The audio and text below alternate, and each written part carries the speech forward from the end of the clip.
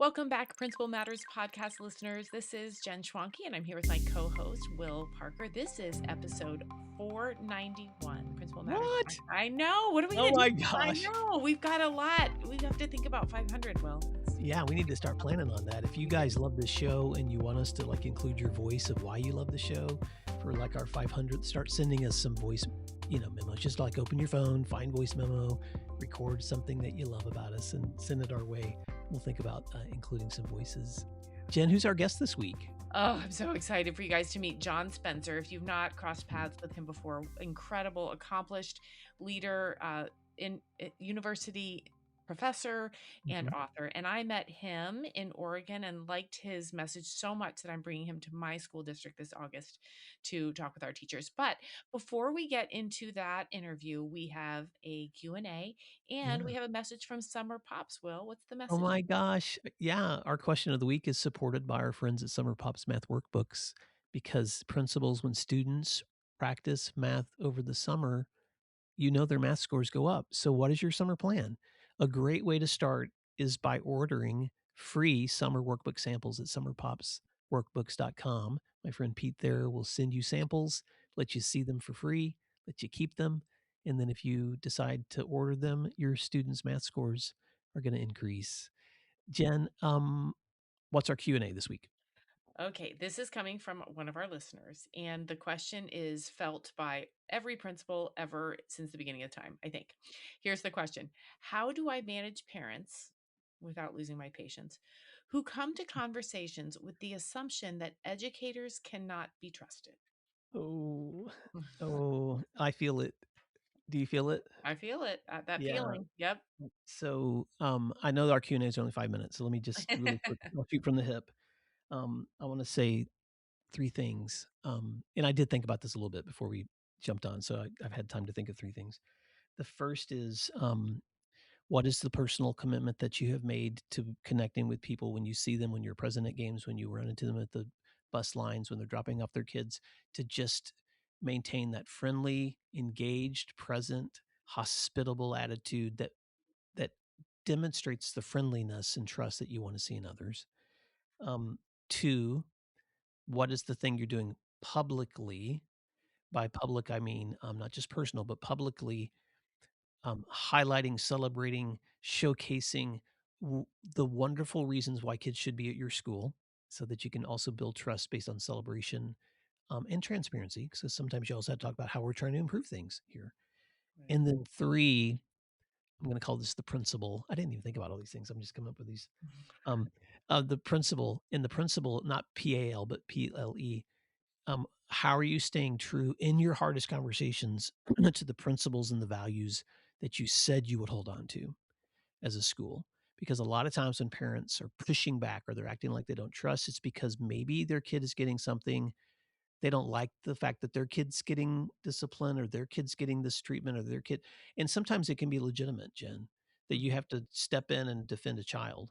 But sometimes if they're coming in with the posture of, we don't trust anybody, it's because they're trying to protect something or they're afraid of something. And so holding on, inviting them to those values that, hey, we care deeply about your child and we care deeply about all of the children in the school. So this decision is going to be made with all of that in mind, Mhm. staying true to those what do I call those? The personal, the public, and the principal. Wow, Right. that sounds like I should write a chapter. What would you want to add to that? Well, I think a lot about trust. Obviously, I wrote an entire book about it, but I think Mhm. one of the things this principal or any listener thinking about this should keep in mind is trust is like respect. You can't um, ask for it. You have to um, understand that it's not an emotion, it's a judgment. And usually, a judgment of trust is that somebody expected something they didn't get. And so make sure that this, if meeting with parents who don't trust, maybe it's because expectations haven't been clarified. And by that I mean, let's take your discipline example. Um, let's talk about what happens when a student makes a poor choice here in this school. And there are going to be consequences. And so I just want to set that expectation right away, and then it just takes time too. And there are people, by the way, that are never going to trust educators. They're That's right. just not. And so you have to remember that you're not going to win them all. And especially for those you're not going to win, you just got to do the right thing, whatever that is in that moment, whatever that is for that kid, and let time take care of itself. Oh my gosh.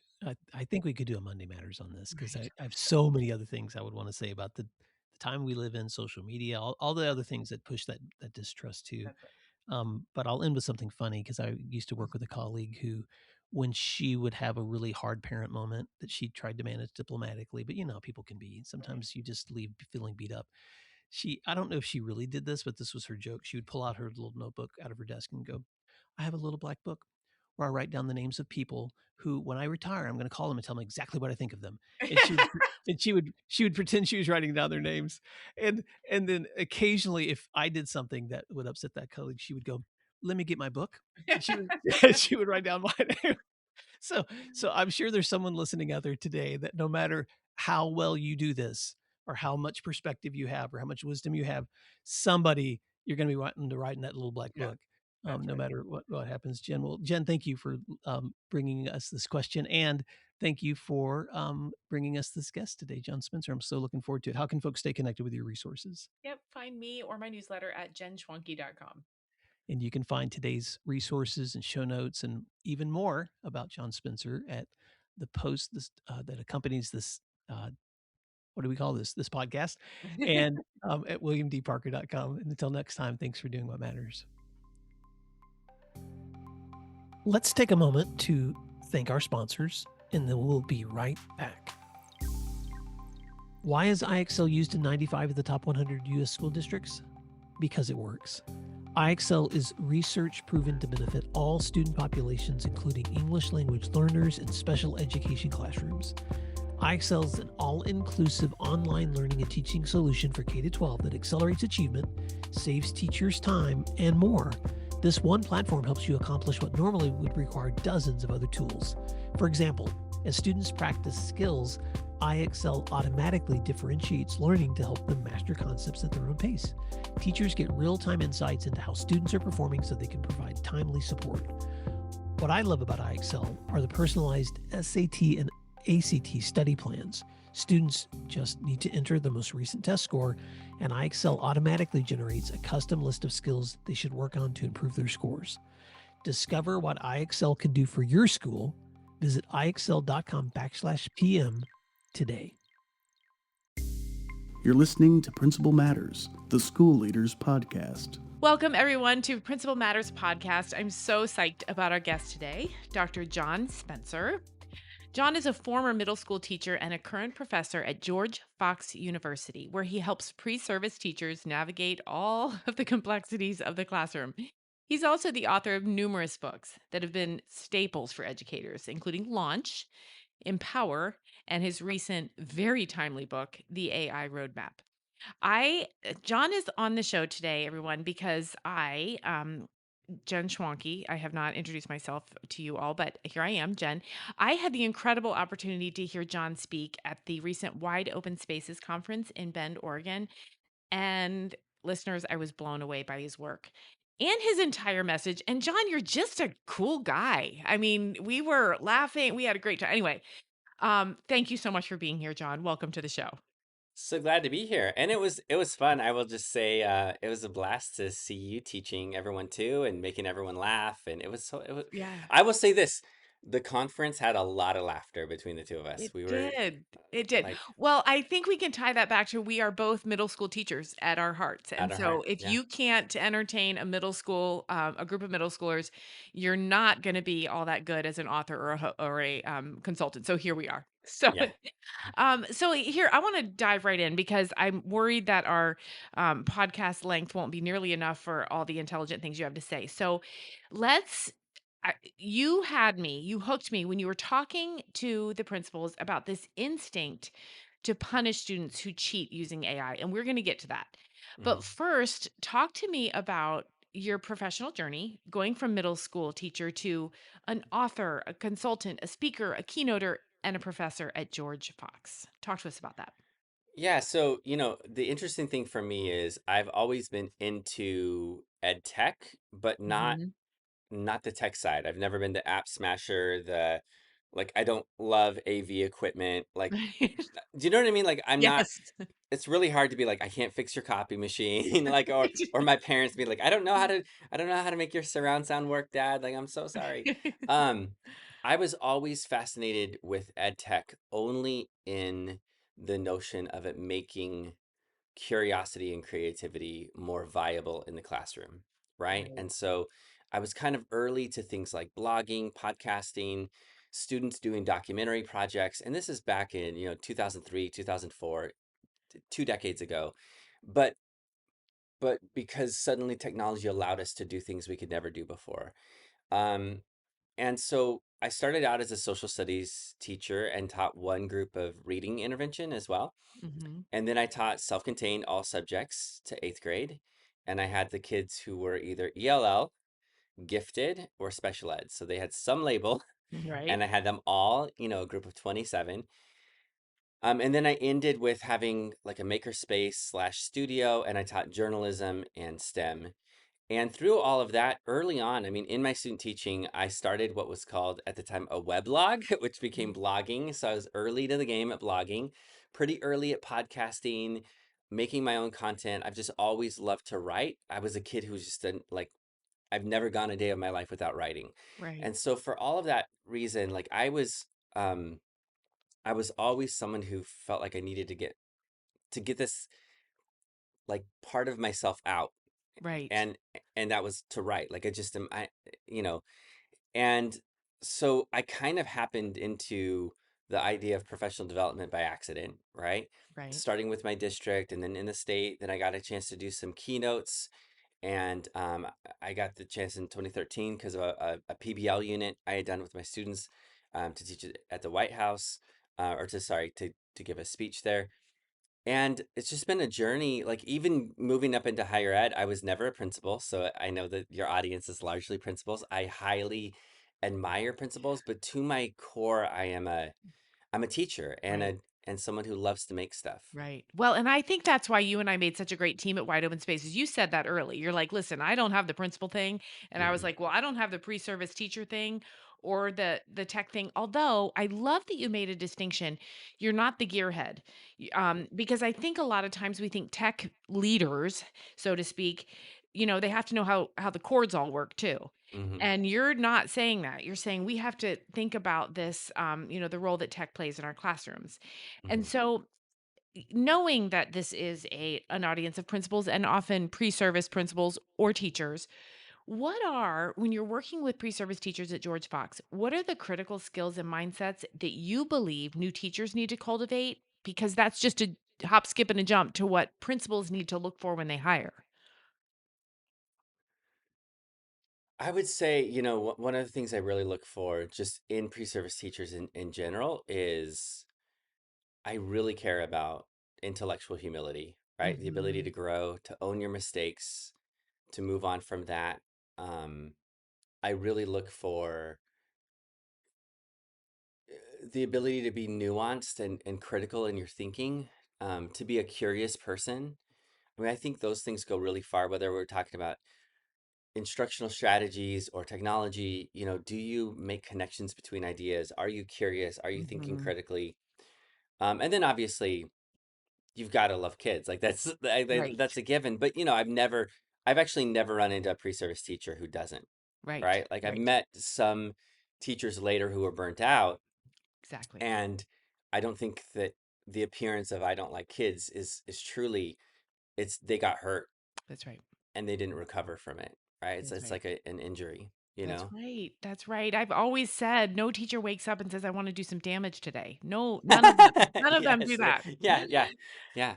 Yeah. So, okay, let's talk a little bit about AI, although I want to be very clear, Dr. Spencer is a lot more than the AI guy.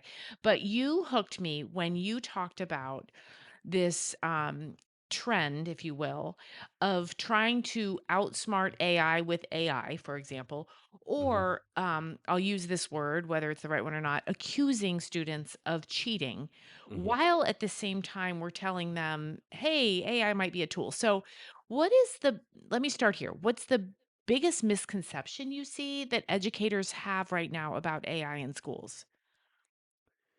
I think one misconception that a lot of educators have is I think a lot of teachers are feeling the effects of sort of being burned by smartphones, right? Mhm, And mhm. so they saw people embrace smartphones, and then they saw smartphones do damage to attention spans and things like that. And then they said, we were wrong. And now the new technology is coming in. We need to completely avoid it. And I actually think that that's not the right frame. And the reason why is smartphones were from the get-go entertainment devices that we were using counterculturally while we could to do things like making videos, podcasts, Mhm. like doing all of these things. And then social media came along and it slowly became more and more engineered to be dopamine casinos, right? Right. That would reduce their attention span. And we couldn't compete with that. But the truth is they were always entertainment devices, right? They Mhm. were always that. So I think it's really important when we think about AI to recognize it's not the same thing as a smartphone. AI is designed to be a productivity tool that is embedded within a computer, less so than a smartphone. So like I think comparing a device to AI is not fair because they're not the same type of technology. One's a device, one's a platform, but also like they have different goals and aims. With that said, if we then look at the I think it's very important to ask ourselves what are the strengths of AI and then what are the unintended consequences and then how do we guard against it? And to be intellectually humble enough ourselves to Mhm. recognize we won't be able to predict some of the positive or negatives. So, Right. like, one of the things that I think no one in education is talking about is the amazing capacity of AI for deeper focused learning. It is Mhm. amazing as a rehearsal retention tool from a brain based neuroscience perspective. It can be fantastic as a study tool. No one anticipated just how good it would be at that. Right. On the other hand, I think no one is talking about the danger right now of what I would say is emotional atrophy. Like we talk about Mhm. cognitive atrophy, Mhm. letting it do the thinking for you, not engaging in productive struggle. I worry about what happens when um, educators, a lot of principals, they offsource the emotional labor of hard emails. I did this myself. I know I shared this story before Right. with you. Like, I found myself writing 4 emails in 2 months where I didn't want to write the email and I let AI do that. And I was like, what am I losing on empathy and emotional intelligence? And Right. what is that doing to me? And so I think it's really important. I guess the major misconception is I really think it's important to recognize this is different than anything ever before. Mhm. And instead of saying, what will the effects be? We have to actually be in that unsettled space of saying, what are the emerging effects right now? And Right. how do we adapt in the moment to that? And that's very hard Right. for us to do as educators. We want the 5-year plan and we don't have it. Right. We We never don't will, have right. right? Well, and I remember, you and I leaned against a wall and we talked about the fear of emotional atrophy in that Mm-hmm. if our students, because adults are doing this, find a Mm-hmm. friend in AI and Mm-hmm. engage in conversation with something that very much agrees with them all the Yeah. time, says they're, Yes. it says all the all the things. And been some really good articles out recently about this AI as a companion, Mm-hmm. the value of it, like let's not say it's all bad, and also the risks. Mm-hmm. The I want you to come and talk to my district because you said some really powerful things, John, about catching kids cheating. Tell us Yes. what's happening at the university level and tell us how teachers can maybe flip the switch from scared and angry to curious about this. Yeah. So, one of the things that I'll say is in terms of catching kids cheating, um, I I have a continuum of AI usage, right? So it's like being AI resistant to using AI to transform the learning. So there's this whole continuum. And when it comes to AI resistance, I think it's really important that we don't fall into this like heavy-handed surveillance Mhm. place. Mhm. And part of where I'm coming from is I don't love the notion of using AI to catch AI. Mhm. Um, the comparison Right. I give is that's Blade Runner, right? Right. That's Skynet. Like I don't Right. want that. I don't want Blade Runner. I'm a nerd, like I grew up in the 80s, right? So um I think there's something dehumanizing about saying you turn this in and I'm going to use an AI checker Mhm. to catch you. I think when that happens, there's a couple of things that are really negative, and I'll just tick them off, and then share where I think AI checkers actually have a place. So number one, it just ruins trust with Mhm. students. Being falsely accused, you will never regain that trust. And I mean, even if you apologize, Mhm. like the trust is gone. Right. There's It's just not okay, right? And for And then every subsequent teacher too, probably. yeah, Yeah. yeah, yeah. Number two, I think it's really important to understand that these things are not accurate. They Mhm. are, whenever I field tested them with other people, they are 80% accurate. That Mhm. is just barely above. If a coin flip is 50, like that's not good. But Right. let's suppose they were 90, 95% accurate. You're still talking about the potential of 1 in 20, 1 in 40 students being falsely accused. That's one kid in your class, right? Like, so that becomes really problematic for me. The notion that that happens. And then the research has been pretty clear that there are three groups that are most likely to be falsely accused: English learners, so multilingual students, whatever term you want to use, um, students on the spectrum who don't vary their verb tense as much and tends to write more formulaically, and high achieving students who, let's be honest, are sometimes also on the spectrum too, right? Right. Right. Right. But high achieving students who mimic academic writing. Right. Well, because they're writing in a way that's similar to the training data. So, Right. in other words, if you write in a way that's similar to what has been done before in terms of training data, then you're screwed. And Right. like, you know, they ran, I ran the Federalist Papers through AI checkers. Unless Alexander Hamilton had a DeLorean and a flux capacitor, like, there's no way he used AI, right?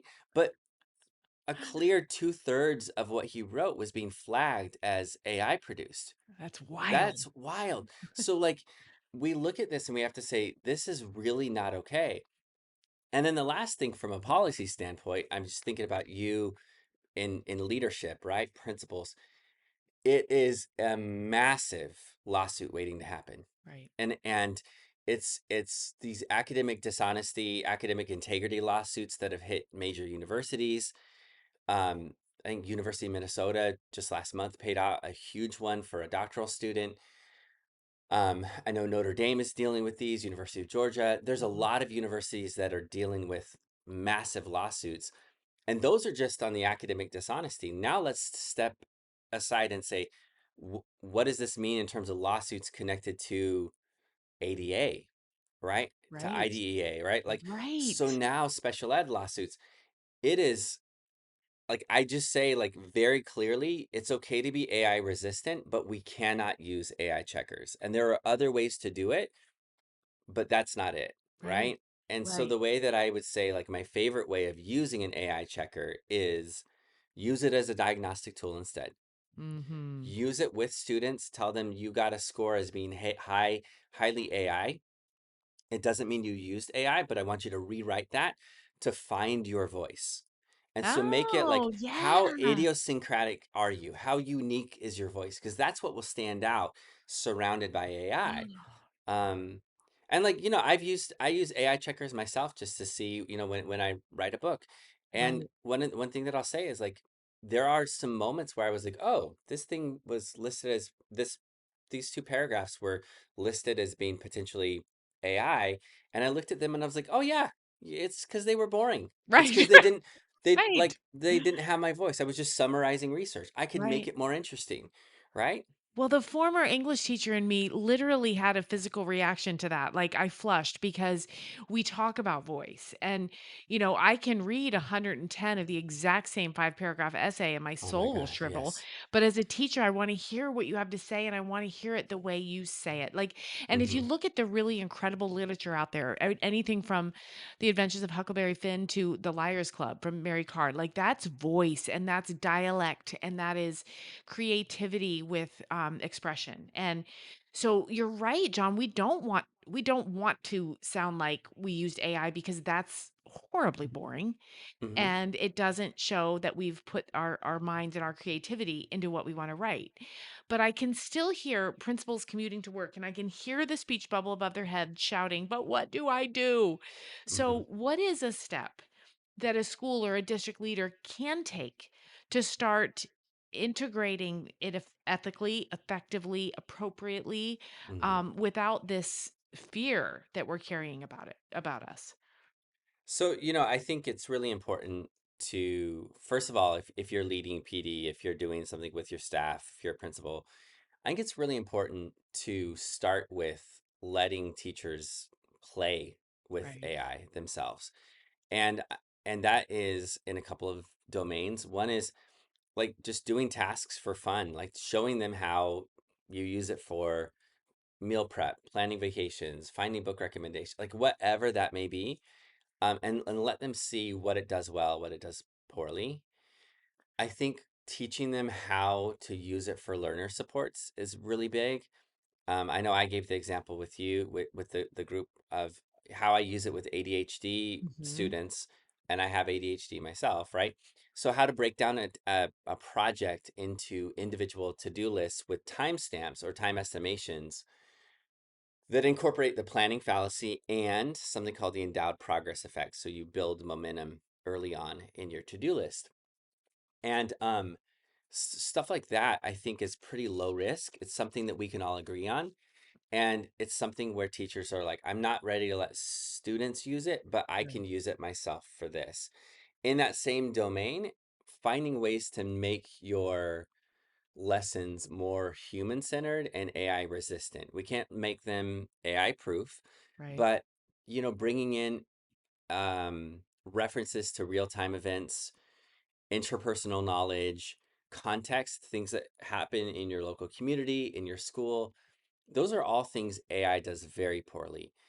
Like Right. deeper divergent thinking, that type of stuff, letting students share their process transparently rather than just the finished result. Right. All of those things make it so that students are less likely to use AI purely to cheat. Right. And then I think once teachers are comfortable, we can start talking about integration. Right. I love that idea of playing with it yourself. You told the group of principals that you paid for the Chat GPT version that takes a picture of your fridge Yeah, yeah, and yeah. what? No, tell them because Yes. this is a great play Yeah. option. So tell them Yeah. what you do with that picture of your fridge. Oh, yeah. So we have a first of all, we have a meal prep process. Your audience doesn't know me. So I have a 20-year-old, an 18-year-old, and a 16-year-old. And the 20 and 18-year-olds are obviously in college. So not only does it mean that they eat a lot, their friends eat a lot too. So what we do is we have this whole meal prep process. So the AI knows, the chatbot knows that we have frozen meat, f- frozen rice, and frozen pasta. So that's the baseline that it knows. Um, and you can tell, I think I told you I grew up rural, right? Yes. So like, and my brother-in-law, like we buy a cow. We buy a cow a year, like literally a whole cow Right. in a freezer. So that's us. That's our meal prep. And all of this to say, what the kids then do is they take a picture of the fridge and they say something like, I want the macros to skew toward protein. I'm looking for something to be 800 calories, which is wild to me that that's what they would aim for, but right, like teenage metabolism. Right. And then they take a picture in the fridge and it sees all the items and it then gives Right. recommended recipes that could be Right. made in less than 15 minutes. And like that's a great example of just Right. like playing with it. Well, and for teachers, I mean, that could easily be something you did in the classroom. Take this information, turn it into something that's immediately applicable to your life, and come back and Hmm. tell me about it. Uh-huh. Like that to me, John, when you told that story, I thought right there is some sort of a project. I don't know if it's social studies or science or Yeah, English or yeah. whatever. And I was inspired by that. So I went back and I was doing a virtual training for some principals in Virginia, and I had all my points, but I asked AI just I didn't ask for any original ideas. I said, "Organize this into slides." And it didn't make Mm, my slides. it organized it into a really cohesive presentation. And then I still had to do the work. I still had to have the thinking and do the work. So I think that purposeful play is a great way to start.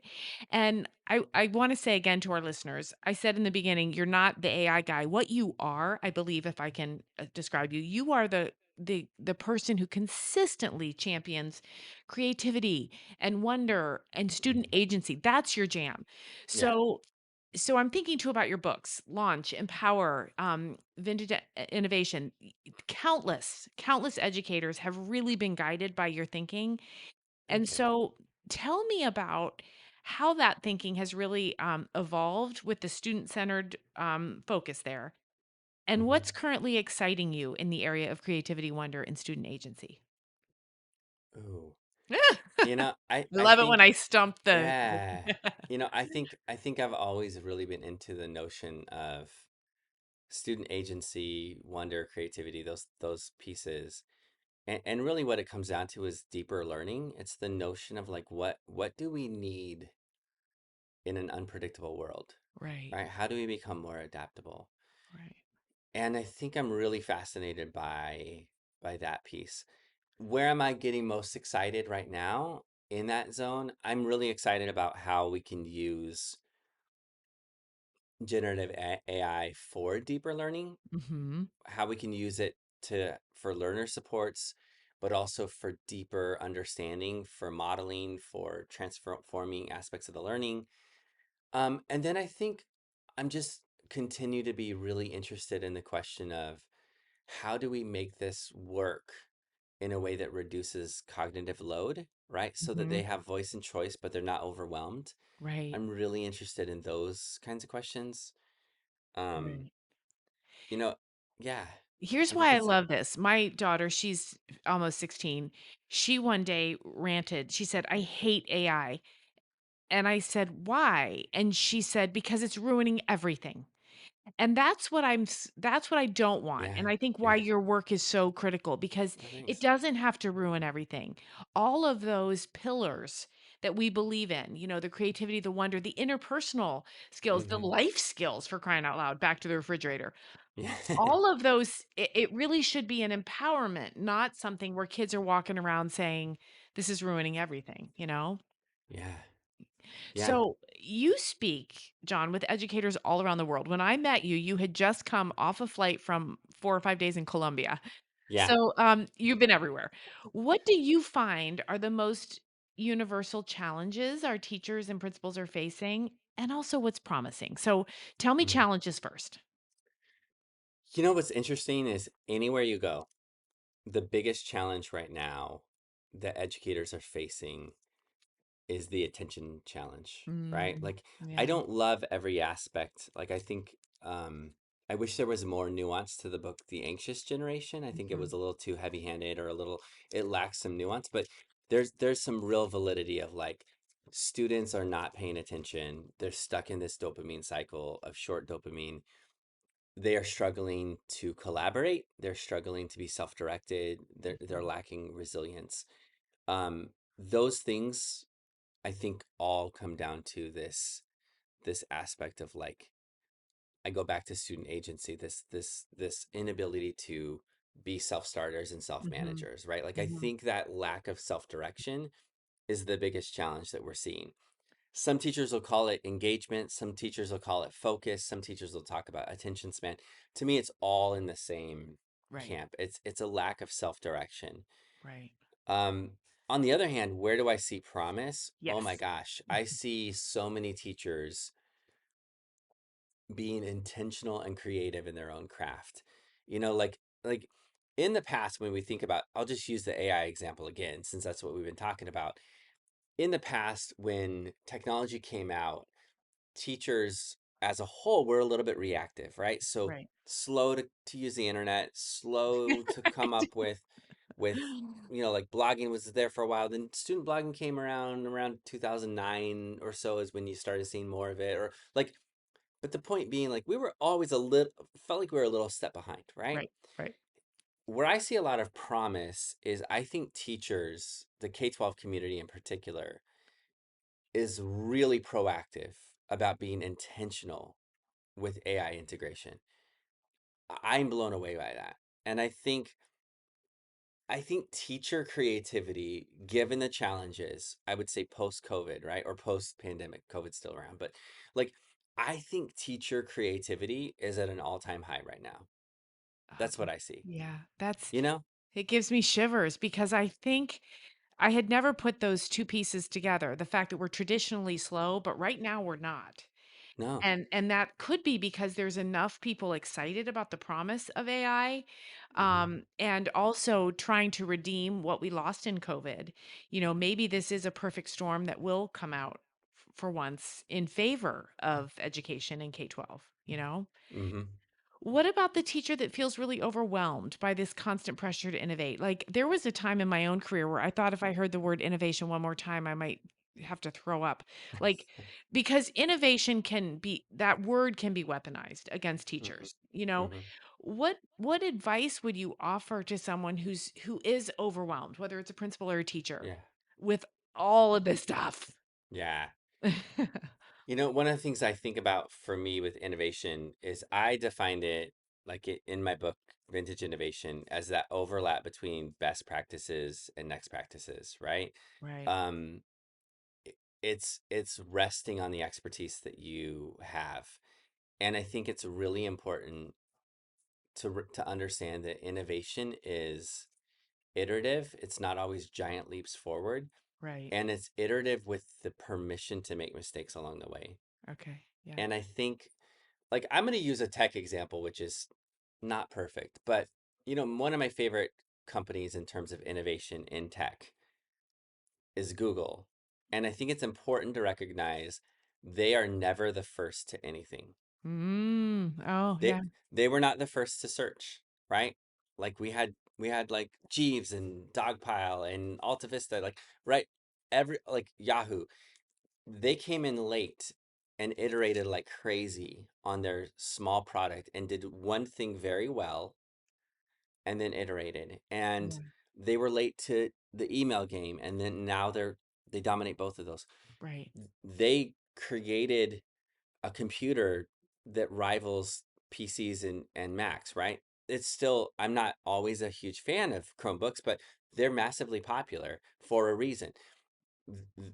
They came up with the second most popular operating system for phones, right? Androids. Right. And they slowly are gaining market share. Everyone talks about self-driving cars everywhere.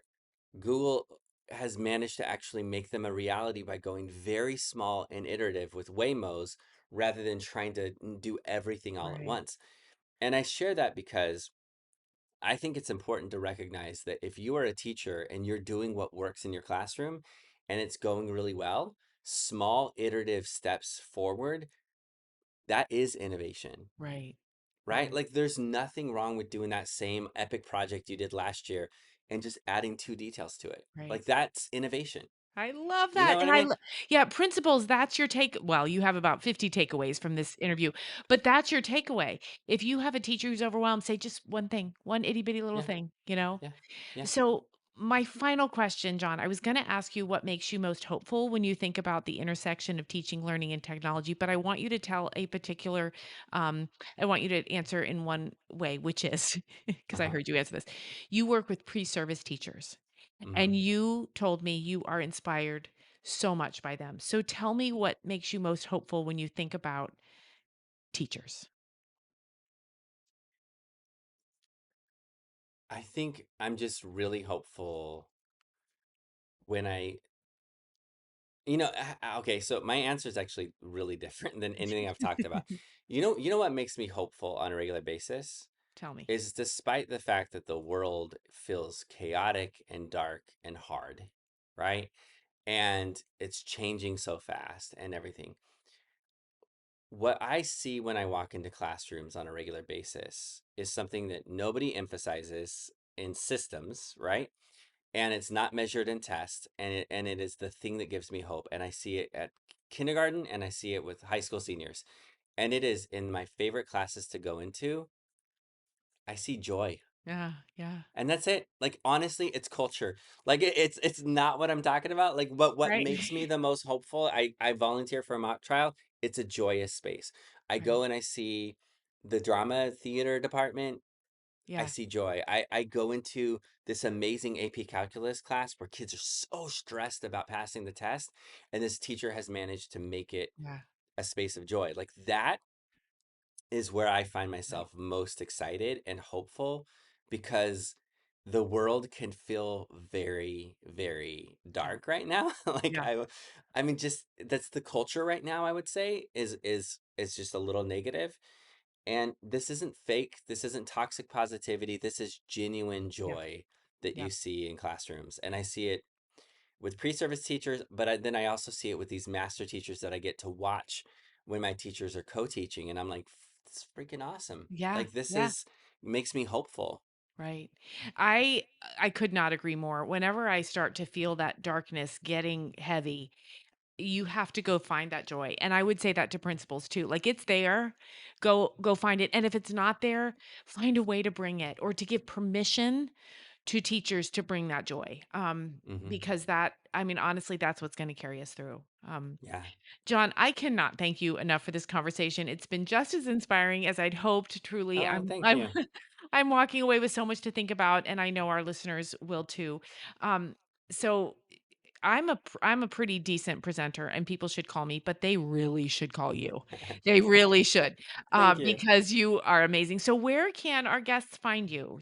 You can find all my stuff at spencereducation.com.